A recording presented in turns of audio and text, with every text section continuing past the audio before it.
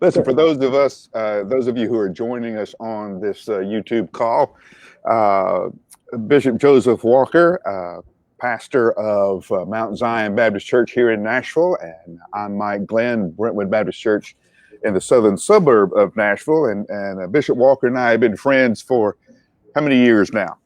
Oh man. Yeah, and we got together a few years ago when I started paying attention to social media, and Bishop Walker and his team are some of the best out there in using social media in the ministry of the church. So I took him to lunch, said, "You got to coach me up on this," and that started the friendship, which then became a brotherhood, and now our churches are together. And one of the things that's happened in our conversation is we have developed this deep trust where we can talk about the issues of race, and we can talk about them honestly. And I can ask you dumb questions, and you can ask me dumb questions and go, "Why do white people think that?" and that kind of stuff. Sure. Um, but I wanted us to get together as fast as we could. This shooting in Georgia has bothered me a great deal. I feel so. I'm angry and I'm helpless, and I know a lot of my people feel the same way.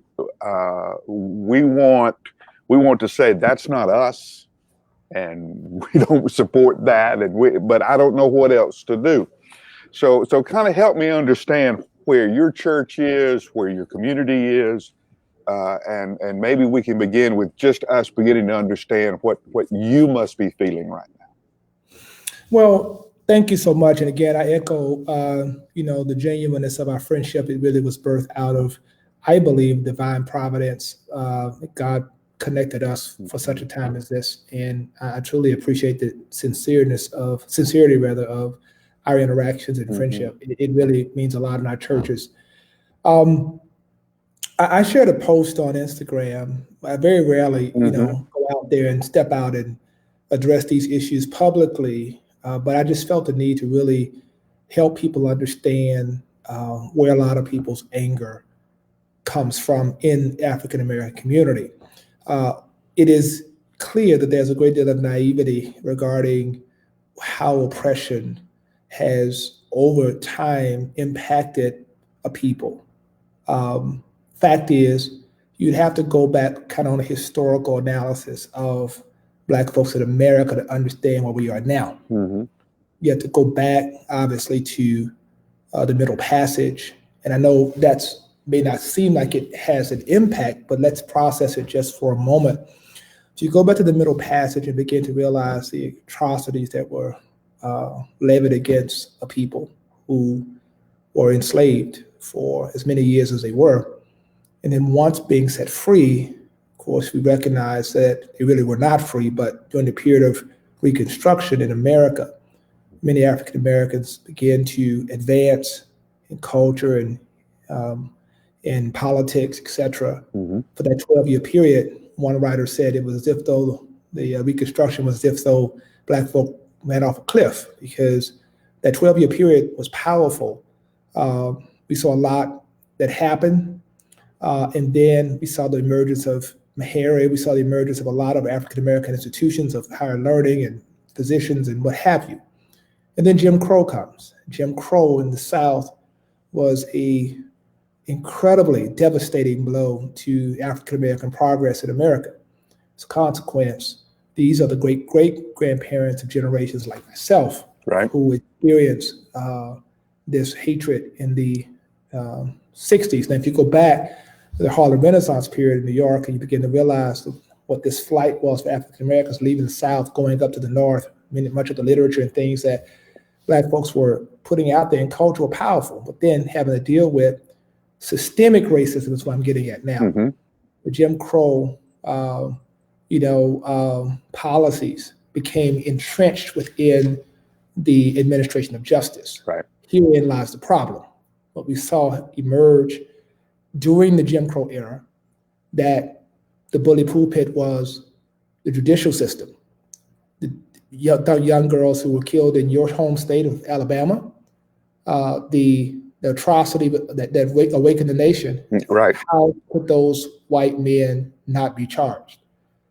It then proved that this issue of race was deeper than just overt acts, but there were covert acts of racism that were entrenched within the policies, the legislative powers that be. And so how do you defend yourself against that? How do you defend yourself against the idea that in America, the justice system is supposed to be blind? But in fact, moving to this current situation, you begin to think about what happened to this young man, and you begin to peel back on the Georgia Bureau of Investigation now is investigating it further and begin to realize that there are people who should have recused themselves but did not. And then you begin to see the toxicity of and how it infiltrated the process, that this young man's death was about to be covered up. Yeah, and he died in February. My point exactly. I mean, I just found out about it like last week or last 2 weeks. Exactly, which then goes again to the real issue. I brought up the issue of slavery. I brought up the issue of all to show you that this isn't so much about, the Ku Klux Klan or somebody calling us the N-word going down the street. Mm-hmm. This is about a system of government. This is about an entrenched system that is against the people or are perceived to be against the people. And there are people of goodwill. I know some extraordinary judges who are impartial. I know some people that are out there. It's not a blanket statement. I'm just getting you to understand why Black folks are so upset, why it's so tough. And then you begin to look at the disproportionate amount of African Americans in jail, and for what? Right. You begin to look at the fact that in the judicial system itself, that when the issue of crack emerged, right? Crack was the downgrade of cocaine. Black folks couldn't afford cocaine. They got the crack, right? So you look at the sentencing guidelines around crack, and there were young men who were 18, 19 years old sentenced to 30, 40 years for crack. It was considered a war on drugs. And then when the opioid crisis hit less than 5 years ago, that did not necessarily impact the African American community, but impacted the majority community. It was considered a health crisis. Right. Because then at the power of the administration of justice, the inequity there is exposed. Right. Sentencing guidelines and how we view certain crimes and so when a Black person, as I mentioned, do you know what it's like to drive while Black? We've had this conversation. Right. Driving while Black, working while Black, leading while Black, now jogging while Black, Trayvon Martin walking while Black. Right. So consequently, even when these atrocities are wrought against you, that's just the beginning of the battle. Now the battle is, how can you actually get a fair trial, a fair hearing in a judicial system that is so infiltrated with systemic racism at its core? Right. That becomes the fundamental issue, and why you see the anger, and you see a lot of Black folks crying out with nowhere to cry. Okay. So if it is a systemic problem, then as you and I have discussed, then I will be part of it and not realize it. Absolutely. Okay. Because it's the water I swim in. You have no way of regulating. Yeah. You don't wake up every day and realize the privilege you have. Right. You have no idea of that. You just wake up every day and you see America, and you don't realize that there's a certain privilege that comes in the space in which you are. Right. Doesn't make you a bad person. It's just the way the system is. I love your definition of privilege. It's that assuming everybody had the same chance you had. See? And until you had helped me see that, I didn't buy the privilege argument. But I grew up. My dad broke the poverty cycle, moved to Huntsville, was able to start a business, paid for my education. I never worried about any of that, and have been privileged most of my life. But if you were asked me, I would tell you, I'm not a racist. No, I don't want to be. Now, I grew up in Alabama. Yeah. I know racism, and that was the culture I grew up in. But I really believe that this has been one of the most harmful things for the church, and maybe even the church, northernly, the church that you and I know, because we have been false in our witness to each other, and Yeah. and then false in the witness to the community. The beauty. I'm sorry. Go ahead. No, go ahead. And the beauty of I think of you are an anomaly. I don't have many of these kinds of friendships. I'm very suspicious of them in terms of leaders who don't look like me. But this is organic, and it comes from this space, right? Because you're able to divorce yourself or divest yourself from politics, from a variety of different positions you may have held historically, and you're able to look at a thing objectively. You're able to see that from the gospel's point of view. Yeah. What we have in culture, in church today, is that we have, for instance, politics, which again goes to the system, the institutional system of racism, the politics, infiltrating and controlling and governing religion. Right. Therefore, our ethical measurings, our ethical metrics are all skewed. Because consequently, how do people who say Christ sat with the widow, Christ sat with the woman at the well, everything historically about that was counterintuitive. She was different ethnicity. He shouldn't have done it, but he did, right? The very Christ to whom we preach, the one to whom we declare, was for the least, the last, the left out, right? He did not come for those who came for those who say, okay. Right. He does that, Matthew 25. That is the message of the gospel. That's the message you preach. That's the passion that drives you to this space. And people can be you can be more Democrat or more Republican than you can Christian, right, in this culture. Right. Therein lies the fundamental problem. Right. Therein lies the fundamental problem that our policies govern our morality. And if your policies govern your morality, then in the church, what chance do we have? Which then creates this suspicion even about the faith-based community. Right. Well, when I was growing up, and you'll understand this conversation, what I'm saying, we were told that black people want to go to black churches to be with black people. That you didn't like being at church with white people. Wow. I mean, that's what we were told. Wow. Yeah. It was just better to let them go over there with them. And it worked better for everybody. Yeah. So that's what we grew up. Now, like you, I saw the video of this young man running from these two guys in his pickup. I would have run too. Good gracious. And he's shot at point blank range 3 times with a shotgun. I'm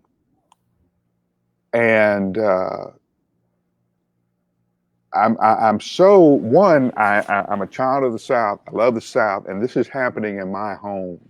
I mean, that happened in Georgia. It happened in Alabama too, and I don't know what to do. Okay, do I write a blog? That doesn't change anything.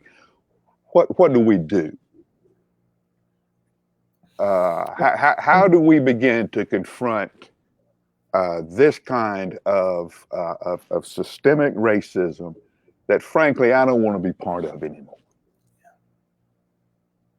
I think those who have platforms of influence need to really have real conversations, first of all, with those who we elect into office, those who legislate laws. When you think about DAs, you think about other politicians and who hold positions of authority, we have to hold those folks accountable, and we have to form a coalition of folks who represent the diversity of our communities. Okay. We cannot be on spaces where you have 1 or 2 people in the minority community and everybody else is in the majority community. It's not a good representation of our community. There are folks who have different faiths, folks who have different experiences, who need advocates and who need to be at the table. And so as a result, I think that when you're able to develop a coalition where politicians are able to listen to, then when these kinds of things occur, these kinds of gatherings become advisory, right, to those folks. They think twice before they make these particular decisions. They're making these decisions, without having anybody to bounce that off of, without any And there's no schedule. pressure. Oh, There's no pressure. Yeah. no pressure whatsoever. No pressure whatsoever. And so it's important for us to leverage our influence in ways that help tip this balance of power to where it begins to look like equity across the board. What would you want to say to my church? They know you, they love you, they trust you. What would you want to say? Well, first of all, I say to Brentwood, we love you. I know some great folks, and you're great people. You have a great leader, and this is not a pacifying statement, but genuinely, I know the heart of Brentwood Baptist. You all have served with us in the community. Many of you have come out. The beauty of what I've seen is generationally, I've seen folks in their 70s volunteering who grew up seeing a variety of, South Nashville evolve, let's just say that. And they are committed to moving this needle forward. What I will tell you is that your brothers and sisters are hurting terribly. We're hurting terribly on a variety of fronts. One, because we're having to see the visceral responses of our pain by people who are naive. Much of racism is ignorance. It is ignorance. They do not know. It is the essence of, I believe, what Jesus experienced on the cross. Father, forgive them. They just do not know what they're doing. Your brothers and sisters are hurting because we all are in this pandemic together.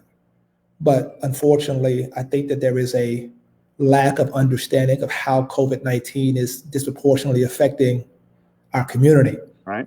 In other communities in which we live, there are food deserts. And we don't have access to the same kinds of grocery stores and healthy food options. So consequently, that has created a great deal of health disparities, hypertension, diabetes, etc. And so when COVID-19 affects one person from our community, it's as simple as this. One historical, I think it was Malcolm X who said, when America gets a cold, Black folk catch pneumonia. Yeah.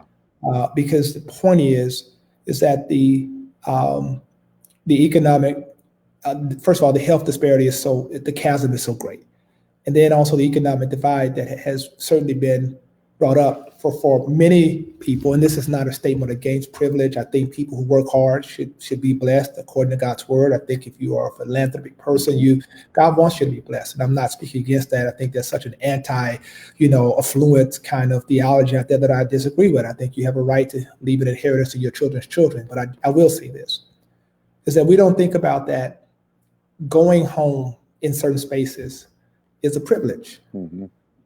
Sometimes to be safer at home for some people is really a privilege. Right. For other people who live in housing developments, what does safer at home look like for them? 4, 5. Yeah, just the idea of limited access to the internet. Limited access to the internet. Can't go to school because 5 or 6 people living in a 700 square foot place. Being in a building where social distancing is really not even an option. And then having to live in those environments. And then for many who can go out and golf and walk, and these folks can't really go anywhere. And so you imagine that. And then having to process how, a variety of testing options are available for them. And it's just so much. Your brothers and sisters are hurting. And I think it's important. The way to have empathy is to listen and attempt to understand. And Brentwood, you've been good at that. You've always listened, and you've always welcomed me and others.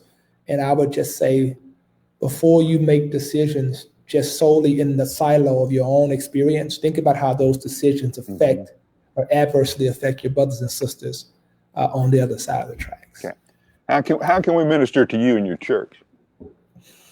Well, I think that, there's going to be a lot of work going forward. I think, as you know, Mike, we all are having to reimagine what church will look like going forward.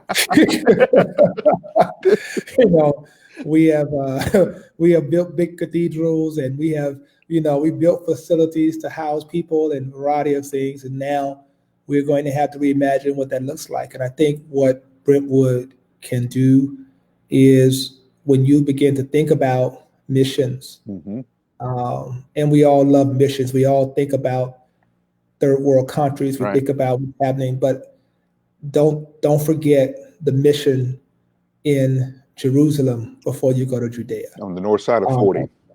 Absolutely. Yeah. Because there's going to be a lot of help we need. Sure. One out of one out of every 5 persons is filed for unemployment. Now we understand that.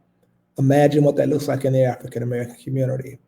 Imagine what we're going to be up against in terms of helping folks with getting jobs, job skills. Imagine helping these kids get back to college. Imagine.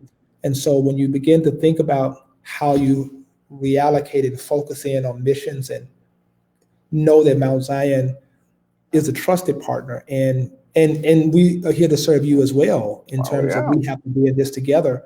And I think it's just going to be an opportunity for all of us to kind of look at what these partnerships look like. There are some churches, and I'm not suggesting this at all for us, obviously, because God has been good to Brentwood and Mount Zion. There are smaller churches, you and I both know, that out of this will have to merge. Right. But I think there's a different kind of merger in terms of missional merger. And we've already practiced that. We already have practiced that, right? And I think that there has to be, another sense of that as we continue. I think there has to be a depth to it. And, absolutely. And the idea that a young man or woman could be born in Nashville and not have a chance because of their address, and you and I both know that's true. Because they're on this side of the street and not on the other side of the street. And you can say all you want to about this being the land of opportunity and all of that, but they have no chance. The school won't help them. The neighborhood, they just don't have a chance. In the power of Christ, we can break that cycle. We really can. So anything else you want to be sure we say before we get out of here? I appreciate your time more than anything. No, I think that it's important.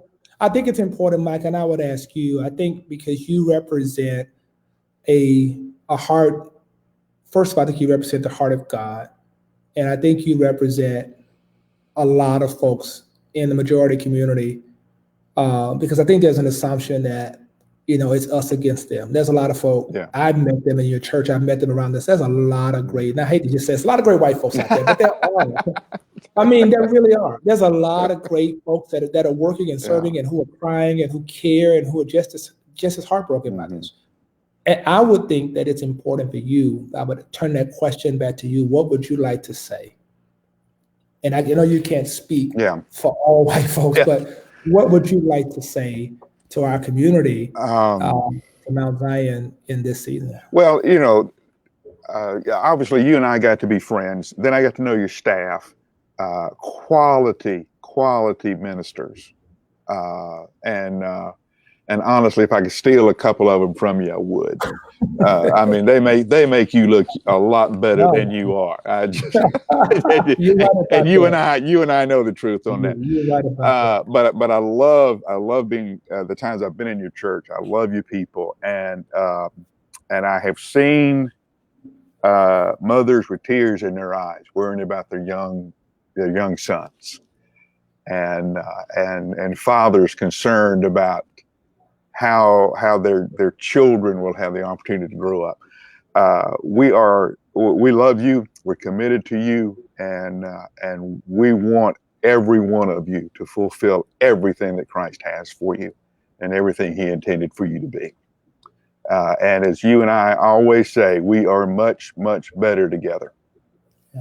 And I want this to be a good place where we can talk about this. We can be real about it and honest about this. We can forgive each other as we need to, and encourage a better way, because I believe the church has a better way than this. So, Bishop, I appreciate your time. I love you. You know that, and I hope our conversation here has kind of helped encourage other conversations. I mean, I hope if you're in a situation where there are minorities in your work area, in your office, whatever, that you'll schedule a time to sit down and just honest conversation. Hey, I don't know. And I think you'll find people much more eager to talk about this and build a relationship than you think. It certainly worked for me and you. and you know that. So I love you, and anything Mount Zion needs or you need, you let us know. Okay. Thank you so All much. right. Thank Thank you you. for having All me, right. my Love friend. you. Thank Okay. you. All Take right. care. Bye bye. All right.